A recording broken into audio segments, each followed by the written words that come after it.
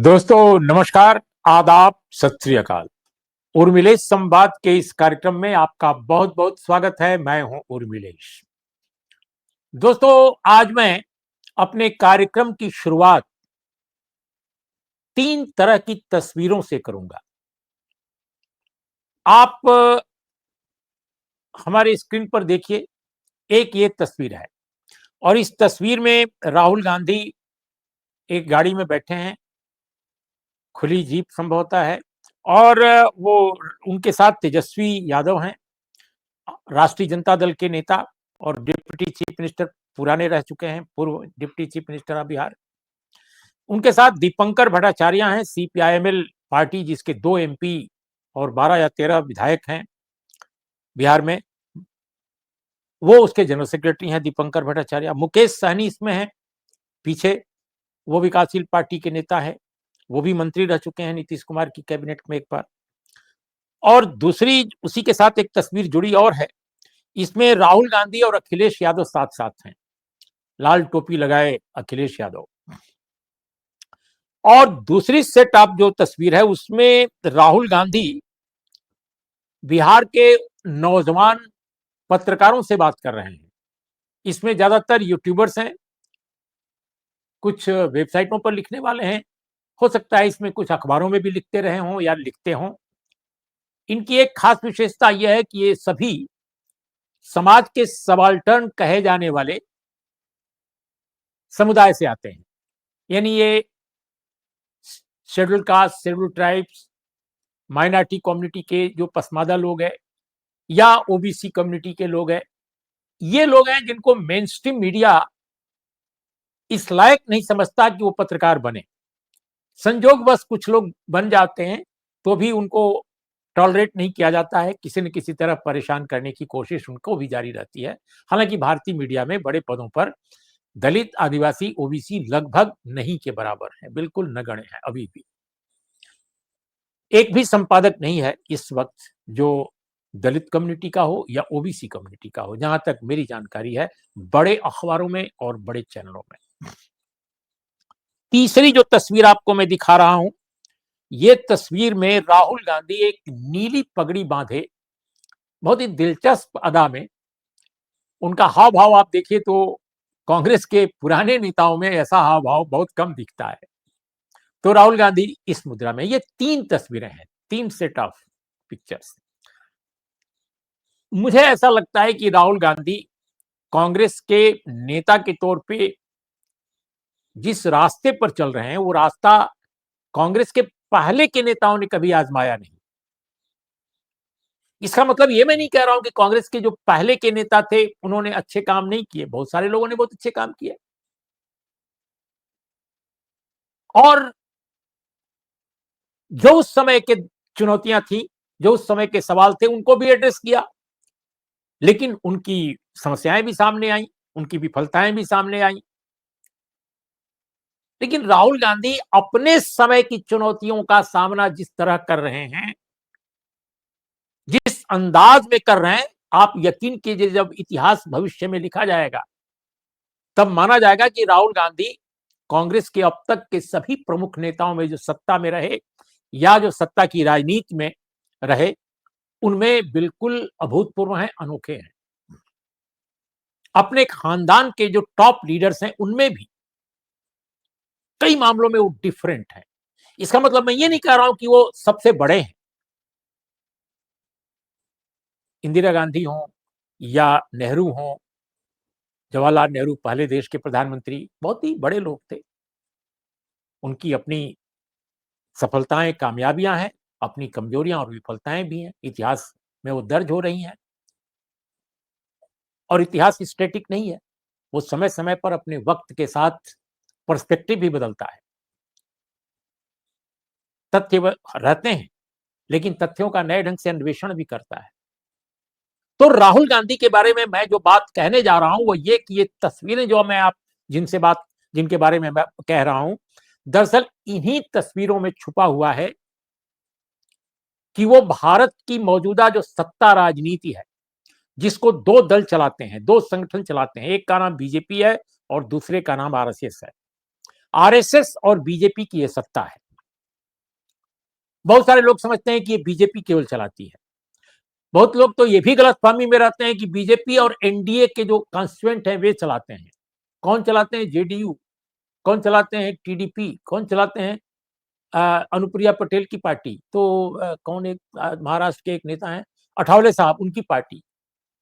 ये बिल्कुल व्यर्थ का सोचना है। दरअसल सरकार को, सत्ता संरचना को दो ही संगठन चलाते हैं। एक का नाम है बीजेपी, दूसरे का नाम है आरएसएस, और दोनों एक दूसरे से जुड़े हुए हैं।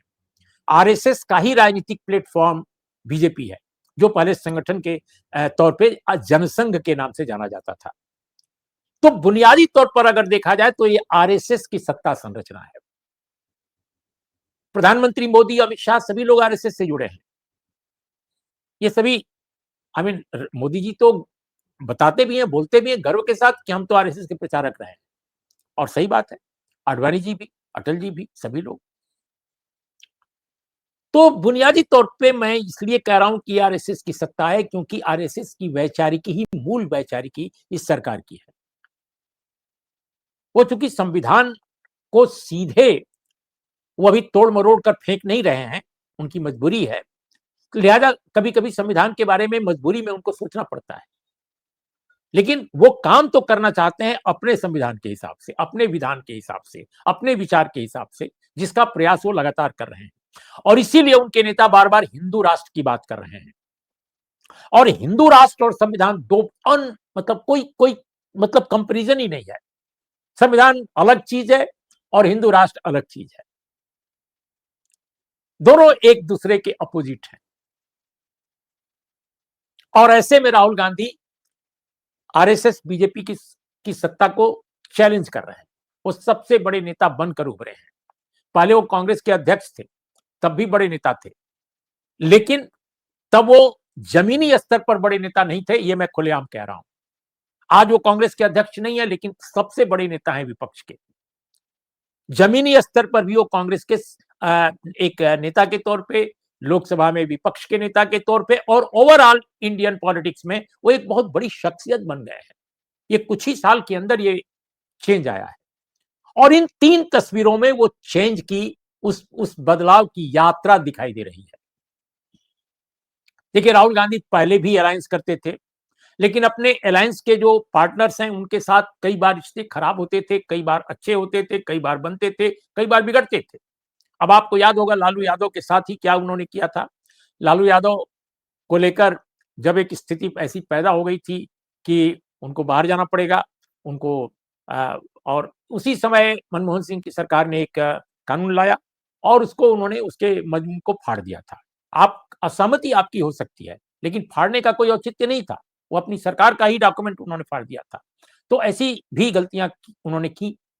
उस समय उनको लगता था कि हमें डिटैच माने अलग रहना चाहिए ऐसे लोगों से। एक बार हमने ये भी देखा कि एक रैली हो रही थी जिसमें कि आरजेडी ने उनको बुलाया था।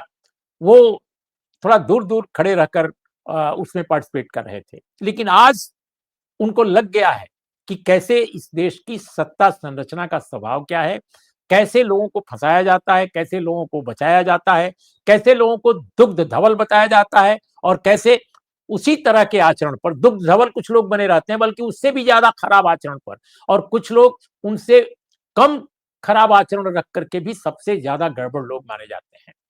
तो ये सब चीजें उनको अब समझ में आ गई हैं। उनको ये भी समझ में आ गया है कि जो इस देश का जनतंत्र चल रहा है और जिसमें इतना पैसा खर्च हो रहा है चुनाव में, वो पैसा आता कहां से है। कुछ लोगों को वो पैसा बड़े कारपोरेट सीधे दे देते हैं, कुछ लोगों को तिकड़म से इधर उधर से निकालना पड़ता है पैसा। पैसा नहीं निकालेंगे तो उनकी नैया डूब जाएगी। तो पैसे पर आधारित लोकतंत्र की ये पूरी की पूरी लड़ाई कितनी सतही है और कितनी अलोकतांत्रिक है, ये हमने उस समय देखा जब राहुल गांधी और उनकी पार्टी और तमाम विपक्ष लड़ रहा था, और लड़ रहा था चुनाव आयोग से भी और सत्ता संरचना से भी, कि भाई ये इलेक्शन बॉन्ड नॉर्म की चीज क्या है, जो एक ही पार्टी को पैसे की वर्षा हो रही है।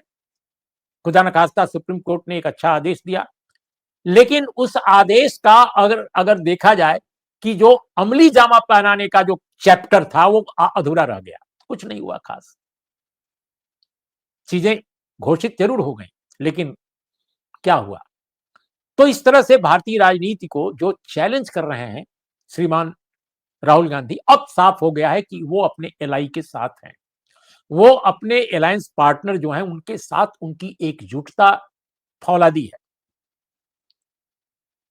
वो चाहते हुए एक दूसरे के साथ हाथ में हाथ डाले, कंधे पर हाथ डाले, वो पूरे बिहार की इस यात्रा में दिखाई दे रहे हैं लोगों के साथ। चाहे मुकेश सहनी जैसी छोटी पार्टी के लोग हों, विकासशील पार्टी, अभी उनकी पार्टी छोटी है, उसको भी उतनी इज्जत दे रहे हैं। अखिलेश यादव जब आते हैं लखनऊ से बिल्कुल आखिरी चरण में, तो दोनों हाथ उठा करके और जनता का अभिवादन करते हैं।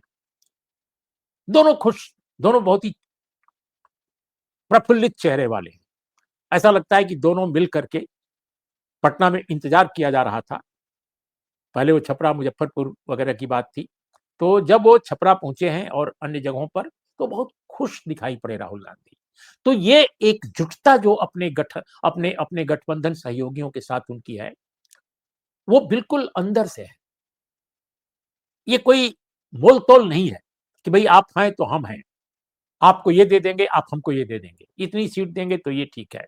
मुझे इसीलिए लग रहा है कि इस बार बिहार में सीटों का कोई ज़्यादा संकट नहीं पैदा होगा कि कांग्रेस को कितनी सीटें देनी है, आरजेडी को कितनी देनी है, विकासशील पार्टी को कितनी देनी है। विकासशील पार्टी तो एक बार भाग गई थी अलायंस से और वो बीजेपी की तरफ चली गई थी। हमको वो दिन भी याद है। लेकिन मुझे नहीं लगता कि इस बार ऐसा होगा। हालाँकि वो मुकेश सहनी जी के बारे में कहा जाता है कि वो अनप्रेडिक्टेबल आदमी है। लेकिन इसके बावजूद राहुल गांधी ने जिस तरह लोगों को एक टीम लीडर की तरह समेटा है और अपने साथ जोड़ा है, वो अद्भुत है। और दरअसल एक तीसरी तस्वीर जिसकी बात मैं कर रहा हूं, दूसरी तस्वीर जिसमें वो सबाल्टर्न मीडिया से बात कर रहे हैं। भारत के इतिहास में ये पहली घटना है जब राहुल गांधी कह रहे हैं कि हम जानते हैं कि जो सो कॉल्ड नेशनल मीडिया है, मुख्य धारा का मीडिया है, उसमें इस देश के 80-90% लोगों की कहानियां नहीं आती, उनका दर्द नहीं आता, उनका संघर्ष नहीं आता, उनकी कामयाबी की कहानियां नहीं आती हैं। 80-90% लोगों की कहानियां ही नहीं है नेशनल मीडिया में, मुख्य धारा मीडिया में। और राहुल गांधी ये भी कह चुके हैं कि 80-90% से ज्यादा लोग एक ही तरह के समाजों के हैं, ये भी कह चुके हैं। बार बार वो कई बार सभाओं में पूछ भी लेते हैं पत्रकारों से कि आप कौन हैं, किस समाज से आते हैं। हालांकि ये पूछने की कोई जरूरत नहीं है, मुझे नहीं अच्छा लगता वो पूछना। जब आप जानते हैं कि 90 नहीं 100% एडिटर सारे एक ही समाज के हैं, तो पूछने का क्या मतलब है? जब आप सत्ता में आप रहे, आपकी पार्टी रही, तब भी तो उसने कोई रिफॉर्म्स नहीं किया मीडिया में। तो अब ये सोचिए कि आगे अगर आप सत्ता में आते हैं तो क्या रिफॉर्म्स करेंगे। और सबाल्टर्न जो जर्नलिस्ट हैं, उनके साथ बात करते हुए राहुल गांधी ने इस तरह के संकेत दिए, जो संकेत दिए उनमें एडहाकिज्म दिखाई देता है। लेकिन ये एडहाकिज्म जो है, हो सकता है कि एक मुकम्मल पॉलिसी के तौर पे तैयार हो। और जिस तरह दुनिया के कई मुल्कों में एफर्मेटिव एक्शन मीडिया में भी इंट्रोड्यूस कराया गया, सरकारी स्तर पर जबरदस्ती नहीं, कमीशन बनाकर, मीडिया के अंदर कमीशन बने और उनके जरिए हुआ। इवन अमेरिका जैसे देश में कि ब्लैक्स, हिस्पैनिक और अन्य जो एशियाई हैं, कैसे इनकी संख्या बढ़ाई जाए, और संख्या बढ़ी भी। हालांकि वो टारगेट था उनका 12% करना, माने गैर व्हाइट्स में। लेकिन अभी बताया जाता है कि वहां 6% से ज्यादा नहीं लोग अभी बढ़े हैं। और भी दुनिया के कुछ मुल्कों में इस तरह के प्रयोग हुए हैं। तो भारत में क्यों नहीं इस तरह का प्रयोग हो सकता है? जब भारत में राष्ट्रपति दलित समाज से आ सकता है, जब भारत में राष्ट्रपति आदिवासी समाज से आ सकता है, जब भारत में प्रधानमंत्री अलग अलग समुदायों के आ सकते हैं, जब भारत में ब्यूरोक्रेट्स अलग अलग समुदाय के आ सकते हैं, तो आखिर पत्रकार, एंकर और संपादक क्या है उसमें सुरखाब के पर ऐसे लगे हैं? कौन सा ऐसा कंपटीशन देकर के सारे लोग वहां आए हैं कि उसमें कोई दलित, आदिवासी, ओबीसी न तो संपादक बन पाता है, न तो एंकर बन पाता है मुख्य, आई मीन प्राइम टाइम का, और न तो वह कोई बड़े पद पर पहुंच पाता है।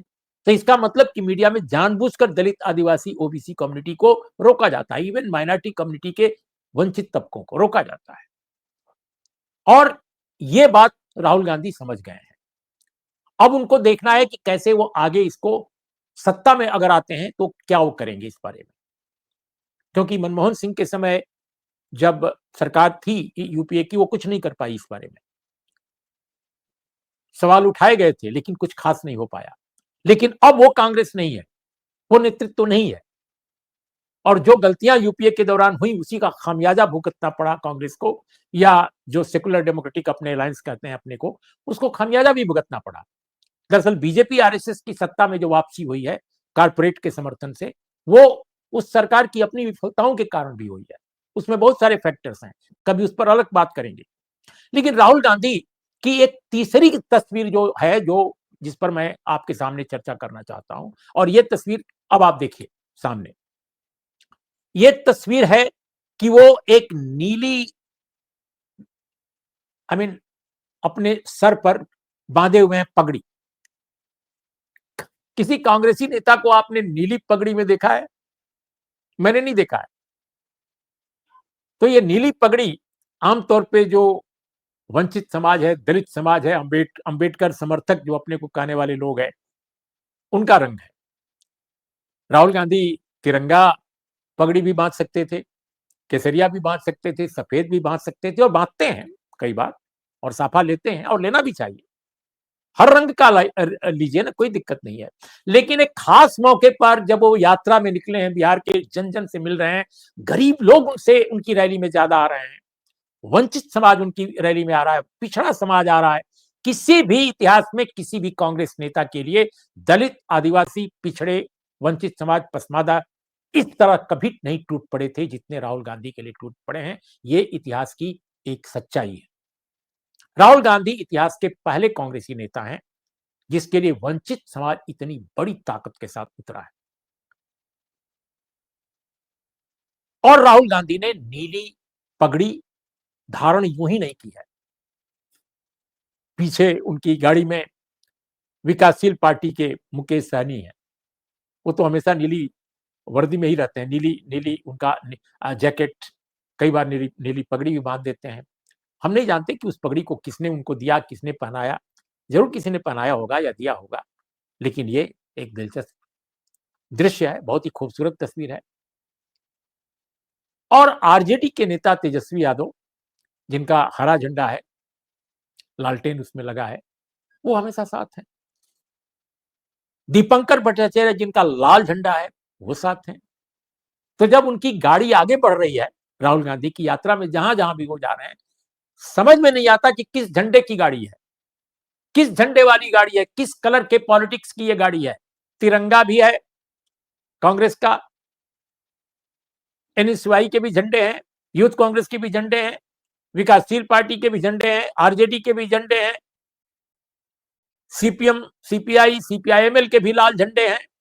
लाल, हरा और तिरंगा एक कन्वर्ज कर रहे हैं, सब मिल जा रहे हैं, एक समुच्चय बना रहे हैं। एक एक एक यूं कहा जाए कि जैसे जैसे सतरंगी दुनिया हो, उस तरह का अलग अलग रंगों को एक जगह इकट्ठा कर रहे हैं। दोस्तों, हमारी फ्रीडम स्ट्रगल, हमारी आजादी की लड़ाई में ऐसा ही था। आजादी की लड़ाई जो थी उसमें केवल हिंदुत्ववादी जो तत्व हैं, आरएसएस जैसे, हिंदू महासभा जैसे, ये केवल शामिल नहीं थे। लेकिन उसमें भगत सिंह थे, चंद्रशेखर आजाद थे, उसमें महात्मा गांधी थे, उसमें मोतीलाल नेहरू थे, उसमें जवाहरलाल नेहरू थे, उसमें डॉक्टर बी आर अम्बेडकर थे, उसमें जगजीवन राम थे, उसमें जस्टिस पार्टी के लोग थे, बहुत सारे लोग थे उसमें। हर धारा के, कम्युनिस्ट पार्टी में भूल गया, कम्युनिस्ट पार्टी के लोग थे, सोशलिस्ट पार्टी के लोग थे, सीएसपी, कांग्रेस सोशलिस्ट पार्टी में तो कम्युनिस्ट भी थे, ईएमएस नंबूदिरीपाद तो उसके सेक्रेटरी एक समय हुआ करते थे। और जब कॉन्स्टिट्यूएंट असेंबली बनी तो यकीनन कम्युनिस्टों ने और सोशलिस्टों ने बायकॉट किया। लेकिन इसके बावजूद कुछ वामपंथी रुझान के लोग, कुछ सोशलिस्ट रुझान के लोग कॉन्स्टिट्यूएंट असेंबली में आए। यकीनन वो संख्या कम थी। बाद में प्रायश्चित भी किया समाजवादियों ने कि हम क्यों नहीं गए। जयप्रकाश नारायण ने नेहरू को एक लेटर भी लिखा कि हम आने को तैयार अब हो रहे हैं। तो नेहरू ने कहा कि ये बहुत देर हो चुकी है। लेकिन कॉन्स्टिट्यूएंट असेंबली का आप चरित्र देखिए, कांग्रेस चाहती तो किसी बाहर वाले को नहीं लेती, वो चुनाव नहीं जीतने देती। हालांकि कुछ लोग स्वयं जीत भी गए। बाबा साहब पहला जो चुनाव जीते थे कॉन्स्टिट्यूएंट असेंबली का, वो बंगाल से जीते थे। लेकिन पार्टीशन के बाद फिर उनको जब वो सीट चली गई पाकिस्तान की तरफ, तो उनको फिर बॉम्बे से लड़ना पड़ा, और तब बॉम्बे से सपोर्ट किया कांग्रेस ने पहले चुनाव में कॉन्स्टिट्यूएंट असेंबली के। लेकिन आप देखिए कॉन्स्टिट्यूएंट असेंबली में कौन कौन कौन लोग थे। श्यामा प्रसाद मुखर्जी भी थे, जो बाद में जनसंघ के संस्थापक बने, लेकिन वो उस समय आरएसएस में नहीं थे। पहली बात बता दूं, हिंदू महासभा में थे। और उसमें आपके बी आर अम्बेडकर थे, केटी शाह जैसे समाजवादी थे, कामत साहब थे, बहुत सारे लोग थे, शिवबन लाल सक्सेना जैसे लोग थे। तो अलग अलग ढंग के लोग, अलग अलग विचार के लोग एक पूरा का पूरा सतरंगी दुनिया बनाते थे विचारों की। आज राहुल गांधी समझ चुके हैं कि हमें हर रंग, हर विचारधारा के लोगों को लेकर इसको फ्रीडम स्ट्रगल की तरह एक बड़ा काफिला बनाना है, एक बड़ा कारवां बनाना है, जिससे कि हम तानाशाही की शक्तियों, सांप्रदायिक तानाशाही की शक्तियों से हम जूझ सकें, और इस देश को संवैधानिक जो विधान है हमारा, संविधान के हिसाब से जो चलाने की पद्धति है, वो फिर से उसकी वापसी हो सके। तो राहुल गांधी बहुत बड़ा काम कर रहे हैं। ये कोई आसान काम नहीं है इतने लोगों को जोड़ना, वरना कांग्रेस पार्टी कुछ करती प्रोग्राम तो कम्युनिस्ट पार्टी बिल्कुल नहीं जाती। एलआई होने के बावजूद कहती कि नहीं साहब हम तो नहीं जाएंगे। आरजेडी कहती कि भाई हमारे क्षेत्र में घूम रहे हैं, अच्छी बात नहीं है। लेकिन ऐसी कोई बात नहीं है, सब एक हो गए हैं।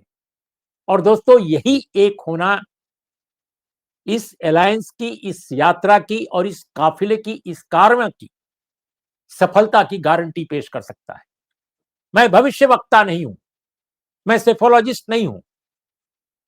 भारत में कुछ एक संस्थानों को छोड़कर, जैसे सीएसडीएस या इक्का दुक्का और साउथ इंडिया के जो सेफोलॉजी करने वाले लोग हैं, या जो प्रिडिक्शन करते हैं चुनाव की, अगर उनको छोड़ दिया जाए तो शेष जितने सेफोलॉजिस्ट हैं उनका कोई मतलब नहीं है, कोई वैज्ञानिकता उनमें नहीं है। तो मैं कोई भविष्यवक्ता नहीं हूं, मैं एक सामान्य पत्रकार हूं, बहुत साधारण। लेकिन मैं दावे के साथ कह सकता हूं कि यही सफलता का रास्ता है, कामयाबी का रास्ता यही है। यही वो रास्ता है जो भारतीय जनता पार्टी और आरएसएस की सत्ता संरचना का एक मुकम्मल ऑल्टरनेटिव पेश कर सकता है, विकल्प पेश कर सकता है।